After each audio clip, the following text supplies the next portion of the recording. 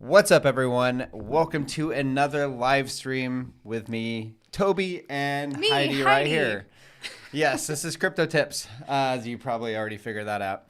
Okay. Hopefully. So before we get in here to all the nitty gritty, I'm going to give you some facts. Okay, so historically... I think that we're live. Are we not live? Hold on. Okay, I think we're live. Okay. So historically, we have we tend to bottom about 517 days to 547 days from the Bitcoin halving. Right now, we are just over 500 days before the Bitcoin halving starts. So it should be bottoming very soon, in my opinion. That's just traditionally what happens, okay? Next up, Binance, little bit of FUD, but I'm not too worried about it. But I wanted to tell you, France and Binance Holdings Limited are being sued over alleged misleading commercial practices and fraudulent concealment. So I'm wondering what else they have that's going to come out, more FUD that's going to come out with Binance. It's going to be interesting. I'm not too worried about them because the simple fact that they had $6 billion of outflows and they were fine. Yeah. So come on. That's the biggest hurdle that any exchange should prove, is that the user funds are still there. They're not being used for a multitude of different options. But what's coming out about Binance, I think, is different than FTX because they're getting allegations of money laundering, of evading sanctions, and now here of this accusation now saying they're being sued over alleged misleading commercial practices and fraudulent concealment. So I think this is more FUD coming from the people who would be using Binance as yet another example of regulations being needed. FTX was obviously a scam, fraud, Ponzi scheme, whatever you want to say it. And now Binance not being regulated, I mean, honestly, they probably are getting away with a lot more than they would if they were regulated. Regulations don't exist in the U.S. at least, so they can still do whatever the heck they want. And so I think things like this are going to continue to come out, whether or not they're true or not. It's just they're going to use Binance as yet another example to push the narrative that crypto needs to be regulated for your safety. Yes. Whether it's true or not. Exactly. Yeah. Next up, Americans are trimming their holiday spending and becoming more budget conscious as a result of inflation. So, yes, inflation's going to keep rising and rising and rising. I find it humorous when I see on Twitter all these very popular people with hundreds and hundreds of thousands of followers saying, we've peaked. It's going to go back down. Inflation's going to go back down. Whatever I've been saying for 2 years. If you guys have been sub to this channel for a while, you know I've been saying it's not going to end. It's never going to end. All right. So next, right here, Biden signs a vital $858 billion defense bill into law. So, yes, it's just going to keep on going and going. That $1.7 trillion spending bill that was rushed to pass 4,000 pages. Yes. What's another 858 billion? Exactly. What's another one? You know, it's never going to end. This whole rate rise thing is hilarious. I think it's hilarious that people actually think the Federal Reserve is doing this for your protection, your inflation protection, whatever. They're full of crap. You know what? Check this out. Okay. Since 2010, there has only been 3 down years for Bitcoin. 2014. Not going to hear that in the mainstream media. Definitely not. Definitely not from Jim Cramer. 2000. I'm going to go over the most profitable year. That was in 2010. The year started 0.003 cents. And the year ended at 30 cents. That's a 9,900% gain. And you know what? Anyone who benefited from that deserves that and so much more. Heck because yeah. Who Hats knew off, about buddy. Bitcoin in 2010 and who had the echo chamber, who had the, confirmation bias there? Not many people. So those were the true OGs, the foresight Yes. cypherpunks. Hats off to you. Absolutely.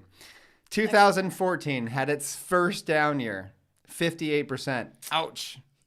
But it was still okay because it was at $758 and it ended at $320. You're born in the fire of Bitcoin, huh? Yeah, exactly. Yeah. Yeah. Good year to buy. 2018 started the year from 13,816, ended the year at 3,689. That's a 73% drop. But keep in mind, the first down year was 320. The second down year was $3,689. And this year we're down about 65%, 70% or whatever, which is great.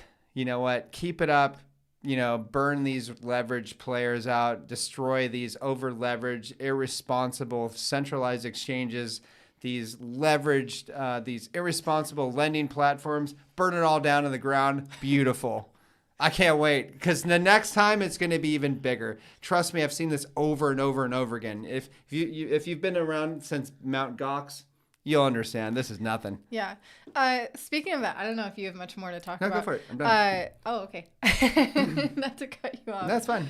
But this is something that we never did a video on, but I think it just kind of kept slipping through the cracks, was the fact that Canada has recently banned all leverage trading for retail and institutional investors.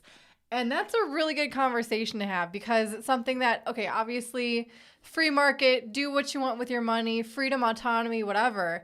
But also on the other side of that is we're both always saying, and Toby especially, is that, you know, good riddance to the leverage players. Don't be too over levered. Yeah. It definitely facilitates a higher level of greed that wouldn't have been attainable if you weren't able to take out, you know, increased leverage against your position or to bolster your position. So yeah, what are your thoughts on, because this is something we haven't talked about in the video. What are your thoughts on Canada banning leveraged trading? Is that a good thing or a bad thing? I mean, I think that governments should stay completely out of any game. I think the market is going to regulate itself. People need to learn. The market isn't going to remove leverage trading. Exactly. Yeah. But I mean, how are they going to stop decentralized leverage trading? No, they're not. Exactly. So, you know, whatever. Canada is going to do what it's going to do. Like in the U.S., there's politicians out there that really think they're going to be able to ban crypto or halt it right now. Stop it. This is how far behind these people are, which is great for me. I love it because I don't like politicians like actually understanding this stuff so they can build better things. But in reality, my thought process on that is we have the smartest people in the world working in crypto. They're not working in government. Trust me. They're working in crypto. The people working for government, whatever. Yeah. Totally. No offense to people. No. Whatever. The beautiful thing is that politicians aren't needed in cryptocurrency whatsoever. There was someone who commented like, oh, so you want a dumb politician to create horrible legislation for crypto. Like the thing is, they're not needed whatsoever in terms of how cryptos are created, how they're built, how they're run, how they function. It's based on their code, not how a politician understands it or not. Like, remember the senators that were saying, well, can't we just like stop the crypto markets until regulations come in? That is the level of understanding that politicians have on crypto in the year 2022. This is 4 years after it was all over the mainstream. It's 5 years after it was all over the mainstream media. I remember Christmas 2017. I'm like, I can't remember. It was like Fox News or something, but they were talking about, is this a imaginary name or is this a cryptocurrency? And like that was on the news. And people were probably taking investment advice from that. Mainstream media and politicians are bought and paid for by the same people who want to make sure a narrative is run in a certain direction. Mm-hmm. So to think that crypto needs regulation, centralized custodial platforms, whoever built them, Brian Armstrong, CZ, they knew what they were getting into. They knew that they're being centralized and they will come under the wrath of a government sooner or later, maybe sooner than they would have hoped. Mm-hmm. And this is the game that they're choosing to play. I have zero pity for anyone building something centralized with crypto because you are playing with fire. And at some point you are going to have to be diluted to the point where you have to become more the same thing of like traditional finance, because that's what a government wants. They don't want disruption. Yeah. Right? Yeah. That's what's going to happen. I mean, get used to like really harsh regulations. If you think regulations are harsh right now, SPF was used as a scapegoat to just absolutely bring in the most ridiculous regulations you've ever seen. That is one of the reasons why I think DeFi, that's why, you know, if you're a part of our CT club, which is, you know, if you want to see what we're into, how we're dealing with this bear market and what our portfolio looks like, you'll be able to see, you know, like I'm really focused on DeFi because I think the amount of money that's going to pour into DeFi when governments start cracking down on crypto, you have not seen anything yet. Seriously, if you think you lost or you missed that opportunity back in 2010 with a 900% gain, bro, you haven't seen anything yet the next bull market if you pick the right DeFi coins, because man, like, especially when they come out with their CBDC. Are we going to talk about that? Oh my gosh, yeah. Well, that's the thing. Gosh. The whole point of today's video, and maybe next week's even too, who knows, to talk about our 2023 predictions for cryptocurrency. Now, these are predictions. These aren't guarantees. We do not have a crystal ball, but based on our own experience and how crypto's developed, how especially attention is changing and perception is changing, and what has been built so far to facilitate more freedom in decentralized platforms, they're gonna come in handy. And especially, we can definitely also speak to from our CT club as well. We have a whole mix of people from all over the world, and the ones who have the most trouble are from the US because of the government that they have, and not even the clear regulations, the threat of the regulations that US could have. A lot of wallet platforms, a lot of exchanges, a lot of coins are just out of reach because they don't even want to risk pissing off the U.S. government. So a lot of U.S. customers are, number one, usually disappointed that they can't get as easily into the coins that we are. And number two, are very happy to realize that they can use a decentralized exchange for most coins. And they're learning how to use those platforms that way. So it's super beneficial. But yeah, do you want to get into our predictions now? Sure. Okay. Oh, wait, let's maybe say hi to some people. Oh, actually, Like Merry Christmas, everyone. Merry Christmas. Yeah. Okay. Tartan Shark. Shark. Great name. Tony as always. Leal, good to see you. Greg Allen, blah, blah. Who had a really nice Fox comment Coit, here. good to see you. Crypto Jim. It's a funny comment here. I have to read this one. Crypto Jim. I try not to make predictions. I have 2 balls and neither one is crystal. It's a good one, man. Let's see. Oh, we have a super chat. Thank you from Go Think Yourself. Good name. Hey, Chainlink Maxi here.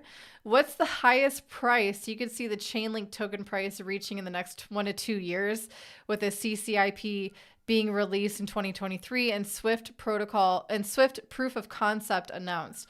I mean, I think number one, Chainlink is just generally a heavily used project in the fact of, like we just said, DeFi is growing, smart contract based platforms and blockchains that was like 2 years ago, and right? Oracles It was all the are definitely Ethereum needed. killers. Yeah. Oracles. And so Chainlink is definitely like the defender. What do you call it? Not a contender, but like the champion so far in Oracle providing. So super bullish on Chainlink. If you're in the CT club, you know that as well. We've been kind of making sure that we have a good position in that coin moving forward. But I mean, do you have a price prediction? As far as like, This is not financial advice or any guarantee. No, so it's like it's $5.90 right now or $5.95 right now. You know, it could go down to 4, who knows, temporarily. But as far as the 1 or 2 years, I think within 2 years, you know, we could be looking at $100 link. You know, I don't see why not, especially with all that money pouring into DeFi. Especially oracles are so needed, and depending on like how Link is positioned with its competitors, you know, if Link is the top competitor, sweet, you know, like that's going to be really, really a profitable coin, especially at $5.90. I mean, these are prices that we're going to look back on, in my opinion, like, wow, I wish I took advantage of that. So I'm going much heavier than I have ever been in Link. So yeah, as you guys know in the CT Club. Yeah. We got people from Iowa. We got people from What's up, guys? Southern California, from Germany, from Indiana. I see you, Jill. Hello. From France. We got people from Jason, Texas. Jens. Sergio, good to see you. All over the world. What's up, guys? Thank you for tuning in, guys. Yeah. So Sergio says, someone order a crystal ball for Hardy on Amazon, please. Yeah, right? No, we're going to need Please. that. Yes. Maybe an 8-ball. Yeah. Future of Solana. Someone asked this question pretty early on in the chat before we went live. I thought it was good. They said, let me see if I can find it. Sorry, bear with me. Oh, basically, I'll just off the top of my head, UK and Canada in the house as well. Hi, guys. So someone is saying how the Solana is definitely more heavily affected by the FTX fallout because Alameda Research was, holding like over 13% of their supply. 13.4%, yeah. Which is a huge chunk. It's huge, but it's not death blow. But it also could provide an opportunity for Binance to step in and save the day, as CZ might always like to do, and buy up some Solana and, help them out, move those coins from one centralized platform to another. What do you think of this? So, okay, yeah. Well, you have now Arbitrum. Uh-huh. Yes. As you know, I've been pretty bullish on a lot of, or several different projects on Arbitrum. I think it's going to be a competitor, especially for fast and cheap transactions. Yes, it has not been tested. No matter what people say about Arbitrum, it hasn't been tested yet because it needs to be tested in a bull market. It's like when we started getting into Solana back when it was like under $9 or whatever, before it blew up. It hadn't been tested, and then it finally got popular. People started using it. They're like, oh, this is so fun. Do NFTs and stuff. And then it had 400,000 transactions a second due to bots and stuff trying to buy NFTs and all this stuff. And it blew out the market. It blew up the blockchain, essentially. They had to halt the blockchain. And then ever since then, it kind of just kept, shutting down, which it shouldn't. But this is kind of like, it took a lot of the pressure off of Ethereum. You know what I mean? So could you imagine Ethereum being the only smart or the only place where you can deal with DeFi and smart NFTs and stuff and smart contracts? Like, do you know how much how expensive those transactions fees would have been if it wasn't for Solana and other coins like that? So, hate on Solana as much as you want, but be thankful. Be thankful for it, because those transaction fees of like $1,000 on Ethereum would have been like 10,000. You never know. Okay, but here's my argument. Sure, go for it. It's good to have both sides. Go for it. Yes, absolutely. Having cheap fees on Solana, having fast transactions, having them be able to process huge amounts of transactions at the same time is great. But there's trade-offs in everything. And the trade-off that Solana has learned time and time again is that cheap transaction fees does not protect against bots spamming the blockchain to the point where they have to shut down the blockchain. They have to compromise the functionality of the blockchain itself. So yeah, they're cheap, but that is one benefit of a transaction fee, is it is one heck of a defense against anyone who wants to overwhelm a blockchain to the point where it can't function anymore.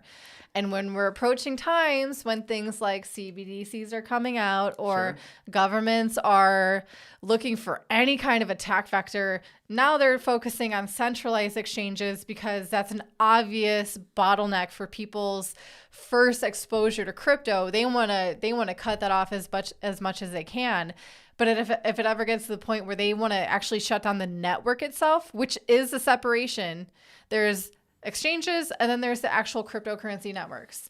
And the thing about Bitcoin and even Ethereum at this point, I mean, there's legitimate fears against the future of Ethereum and its potential for centralization. But let's just say Bitcoin and Solana. anyone who wants to overwhelm the Bitcoin network will have a very hard time doing so. So sure, there's use cases for each one. yes, but Sure. here's the thing. What I like about all these different other chains is because they're trying different things. It's the Wild West right here. Seriously, this is all experimental. We don't know if this stuff is going to work. Okay, like there's no guarantees in this space. Bitcoins, I would say it's as close as a guarantee as possible. But Ethereum, you don't know. All these other chains are trying different things. Like proof of time is what Solana was doing, right? And that's well, it's a mixture, but yeah. Yeah, but it's a brand new concept, and they had to try it. And you know what? They were willing to try it. Could you imagine the evolution if we only had Bitcoin? Like, do you know how long it took to them to pass Lightning Network? Ridiculous amounts of time. Yeah. And so, like, this is why I like these other coins. That's why maxis are really short-sighted. They don't have a lot of foresight. But they think they have the most foresight. They do. And because they think that everything else will fail, and that's it. Exactly. So could you imagine, like, all the innovation? They claim that, there'd be so much more innovation if people would just stop building these other chains and just focus on Bitcoin. Yeah. But no, there's plenty of very intelligent people that are focusing on Bitcoin right now, which is great. But, the reason why it doesn't evolve so fast is because it's simple, and they're trying to keep it simple. Why? Because it's safe. It's the code is like as solid. It's the most solid thing in cyberspace. It's the most secure network in the world. And the reason why is because the code is simple. The reason why Ethereum is so all over the place because it's so freaking complicated. Okay. And then you have all these other chains building on top of it, thinking that they're going to be the next coin. That's great. Let them build their stuff. And if they fail, they fail. That's the market regulating itself. Okay? The market is the best regulator. The market regulated FTX. All right? People left FTX because they realized, this guy's a fraud. So they left. That's literally the market regulating itself. If people are going to flee that exchange if they think it's crap. Mm-hmm. So there you go. If you lost money, then you lost money. Like you knew that at this point in time, people know that if they keep their coins on centralized exchanges, especially all their coins, like you got nobody else to blame. That's the biggest fallacy of the past 2 years is this assumption that an exchange is a wallet provider or should be treated as a wallet provider. Absolutely not. It's great for exchanging coins, for trading one for another. It is horrible to use as your savings account or any kind of long-term storage that you think is secure, or you're hoping that it's secure because you'd rather trust someone else rather than put any effort whatsoever in securing your own investment. That is either you are believing the narrative that you're too dumb to do this yourself, or you're just too lazy. I don't care. Everyone has free time. Everyone has 10 minutes that they can spend to learn about a certain concept about cryptocurrencies.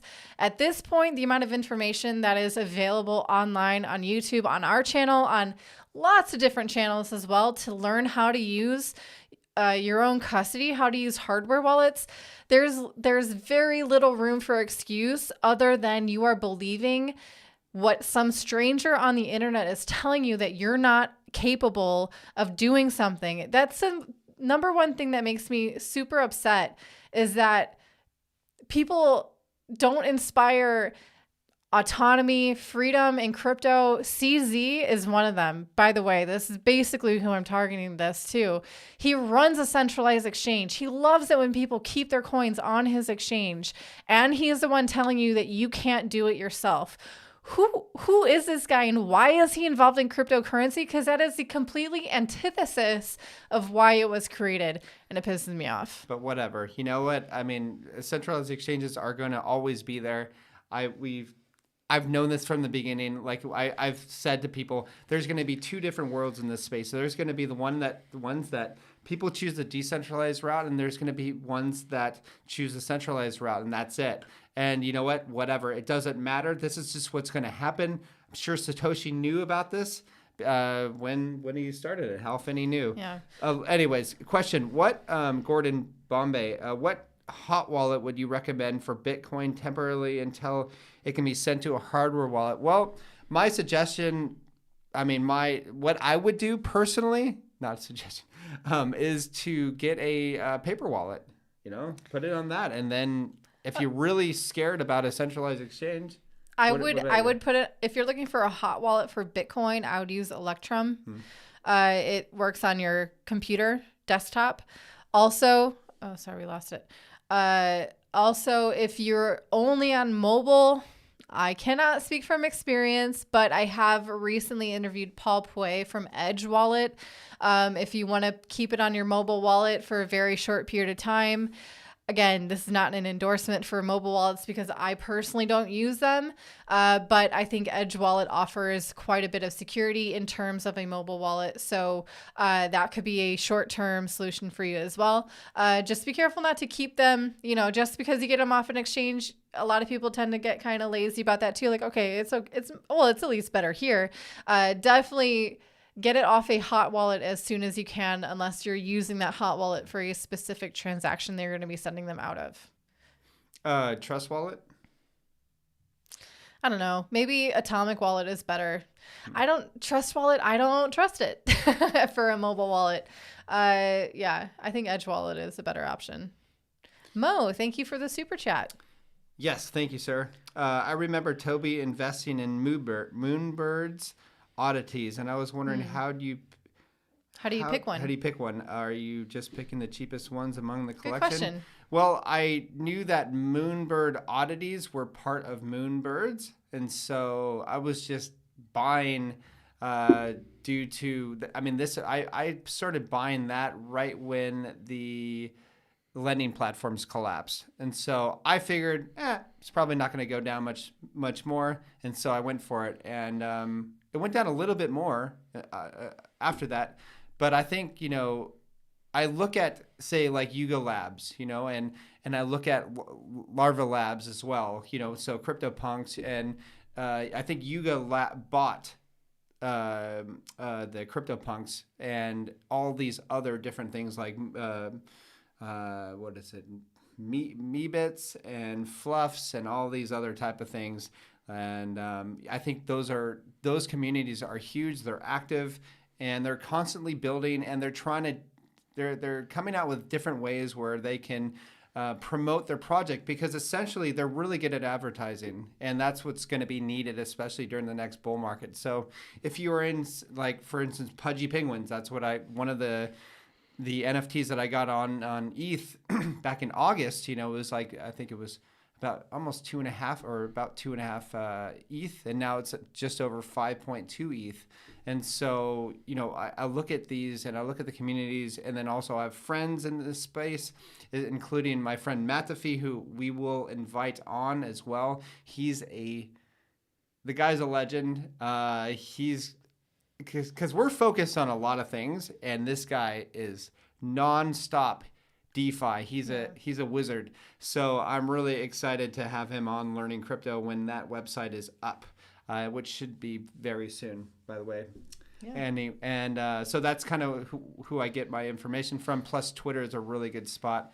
I forgot off the top of my head, but like if you follow Blockchain Chick, you can, if you look at who she's following, that'll be a good idea of where we get our information from as well. So yeah. Some dumb guy asked, that's his name on YouTube.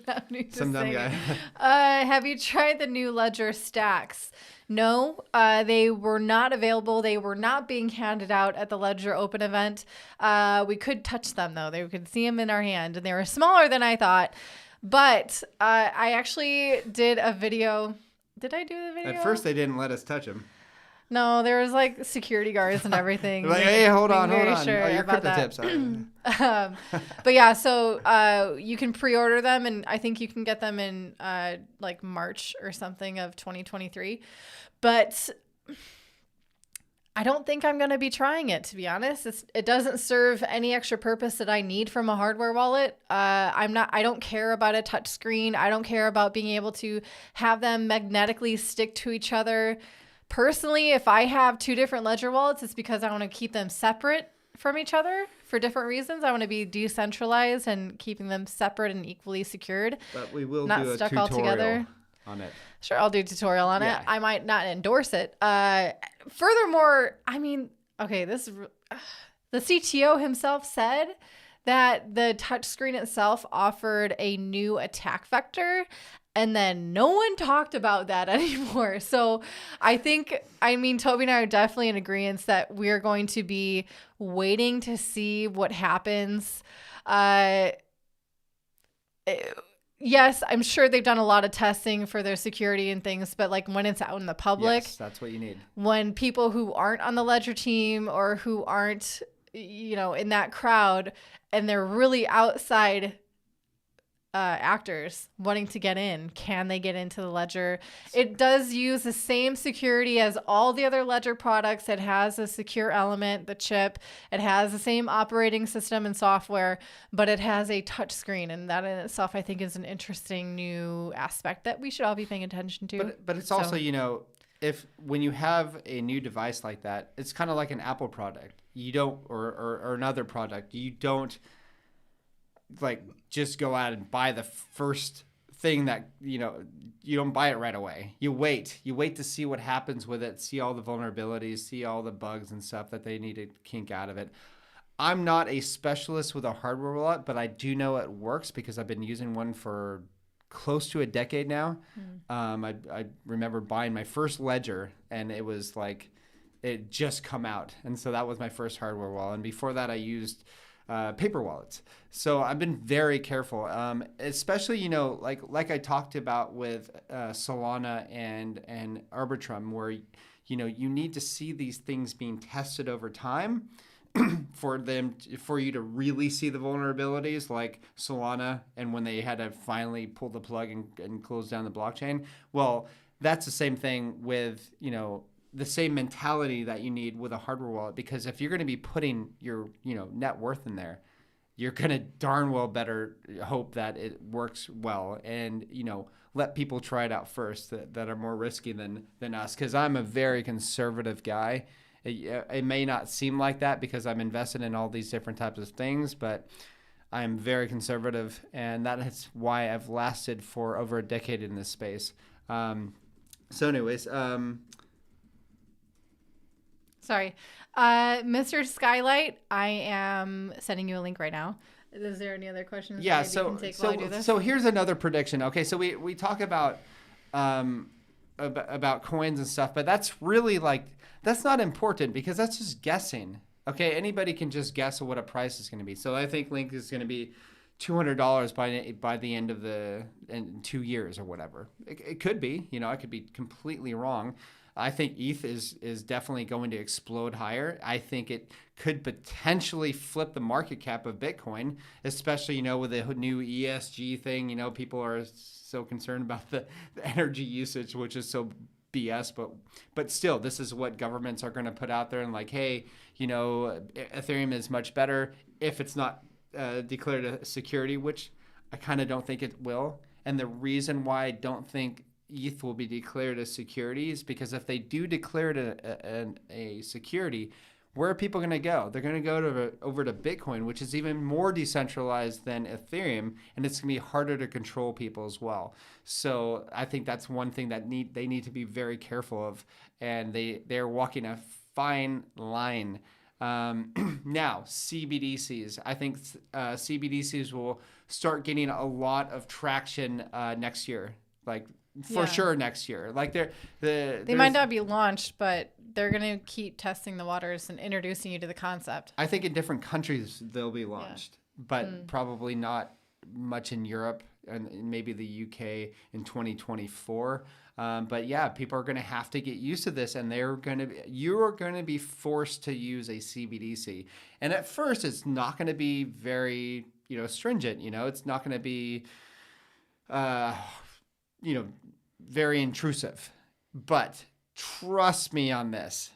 This is how all things start. That it's not very intrusive, whatever. It's fine. It's so easy. Look, I don't even need a wallet to go ahead and buy my, water or food or anything. It's so convenient. I just saw a commercial of a CBDC simulation, and they're like, yeah, look how easy it is. And I'm just thinking, wow, you know what? How easy it is if you just take out like a euro or a dollar, and you just, or a, if you have like a Bitcoin wallet, you just, boom, it's 2 cents, 2 seconds, at least you have a little bit of privacy. No, not with this. And I think it's going to be eventually knitted in with your social credit score. You're definitely going to have that.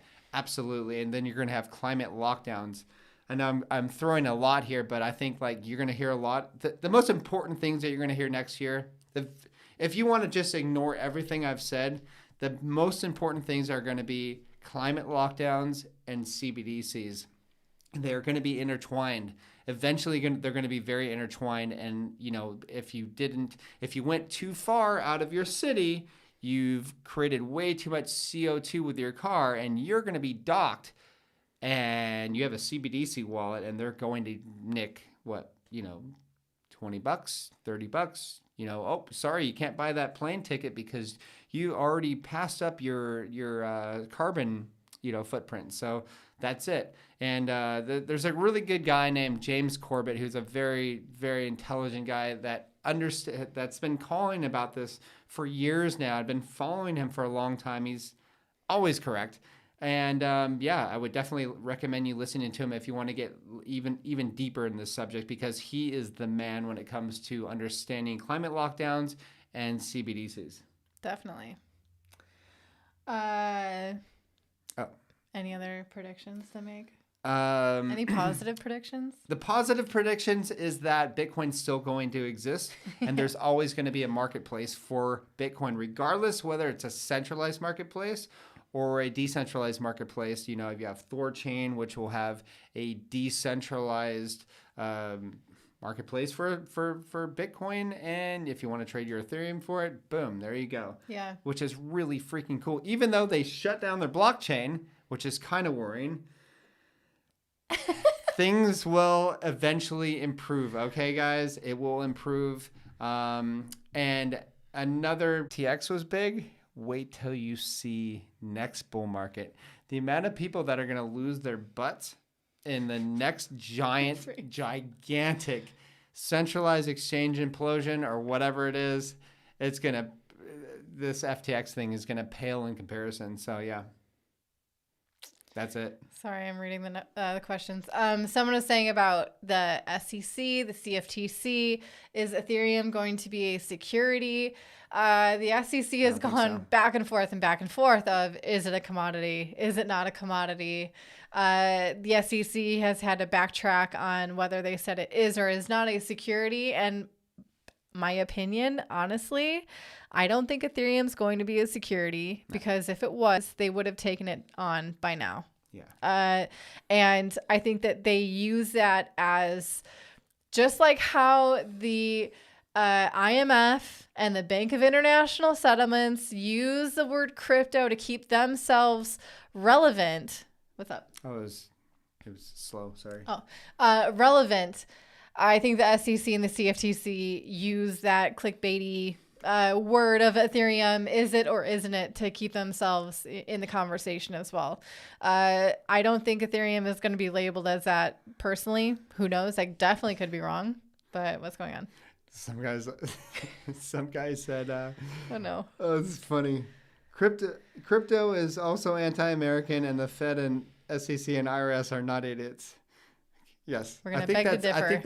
I think he's sarcastic. I don't know about that. I think that's sarcasm, but it's pretty funny.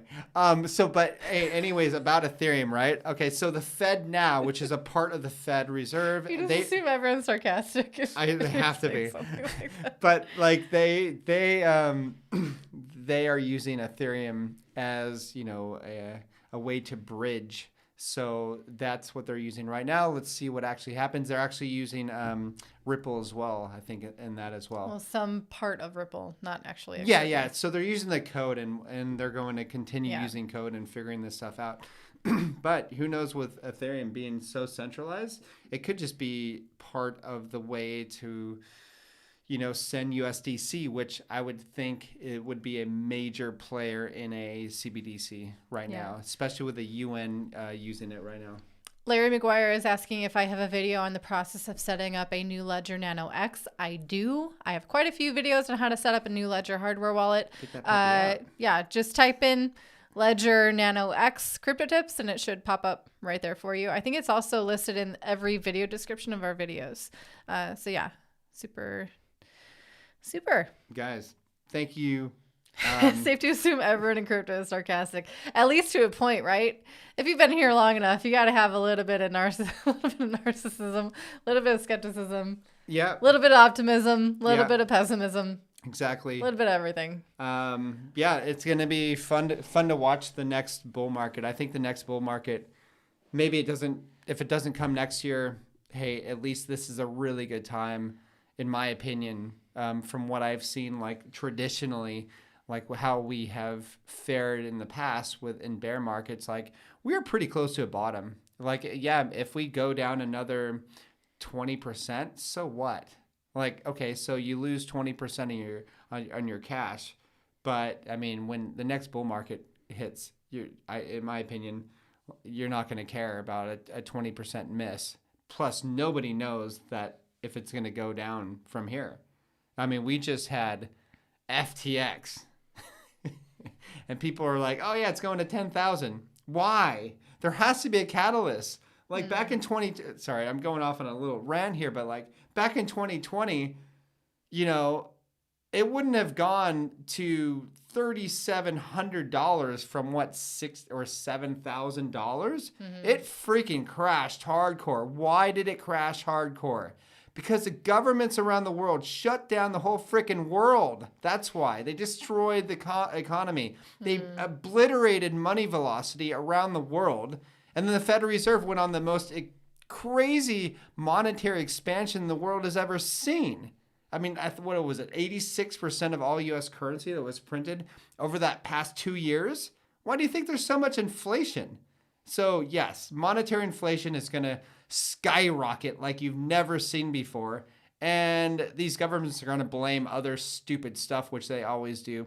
But we all know, because you're watching this channel, you're not stupid, that it's because of out of control currency printing with these stupid little rate hikes, which, if they were really serious, like I said before, they just go back into the 80s and study Paul Volcker and see it, let's raise it to 18%. But no, they kept it at 4-point-something%.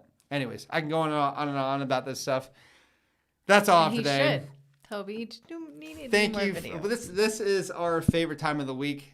We actually were really looking forward to it when we were in France to get back to do some more live streams. So here we are, and we hope you guys had a really Merry Christmas. Yeah. And guys. Love you guys. Yeah. Have a good holiday. Keep it coming. New Year is coming.